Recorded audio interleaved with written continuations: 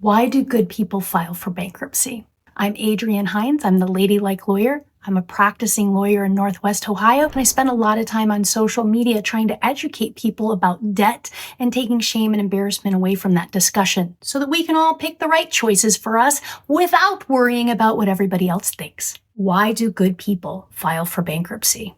Well, this one's near and dear to my heart because this might be one of the most important videos I think anybody is going to watch about debt. We need to first talk about why people get into debt and some of the primary causes of bankruptcy. I know that many of you know this, but let's go through it again. The number one reason for filing for bankruptcy in the United States of America is medical bills. In a country that does not have access to safe, affordable health care for everyone, we have to understand that bankruptcy laws are here to protect us so that we don't lose everything when we have a medical event, right? But medical bills are just one of many reasons why people end up in my office talking about bankruptcy. Number 2 is going to be divorce. Number 3 is going to be a job loss or decline in income.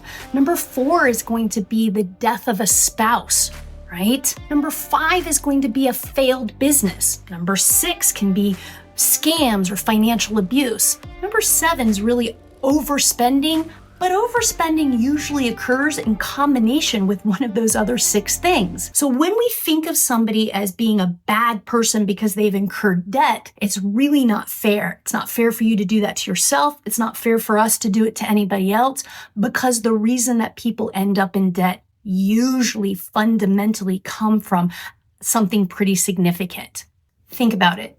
If you had a child who was diagnosed with something significant like leukemia or something serious, not only would you be looking at medical bills that are going to be incurred for that child, but you're also looking at caregivers, parents who have to leave the workforce more than anticipated, maybe completely leave it in order to care for this child. You're talking about meals on the road, hotels to go to the Cleveland Clinic, and an overall inability to really maintain everything in the household that you might have been able to maintain before the child got sick. It's not just the medical bills, it's the deep difficulty that the family has to deal with in order to care for this child. Is it a child? Is it a parent? Is it a spouse?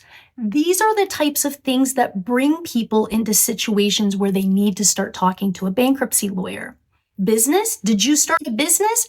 Guess what? Congratulations, you're an American. We have bankruptcy laws so that you will start businesses. Remember Walt Disney? He filed bankruptcy. If he hadn't, we wouldn't have all things Disney. He had to learn, fall on his face, and then have a way to get back up and get back into the world. That's why bankruptcy exists.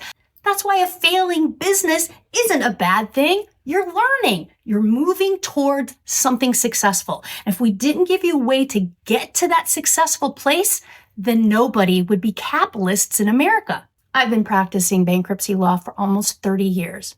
I have talked to a tremendous number of good, honest, kind, hardworking people who have had to file for bankruptcy. And I want to make sure you all know they're my neighbors, my friends. They are doctors and politicians and people who work in banks and everybody in between. It doesn't matter who you are. Most people have debt. So let's start talking about it open and honestly so that we can figure out the right solutions. Remember, you're not alone and you're not a failure. Keep watching the videos for more clarity. Don't let fear hold you back. Watch more, learn more. I'm Adrienne Hines, the ladylike lawyer.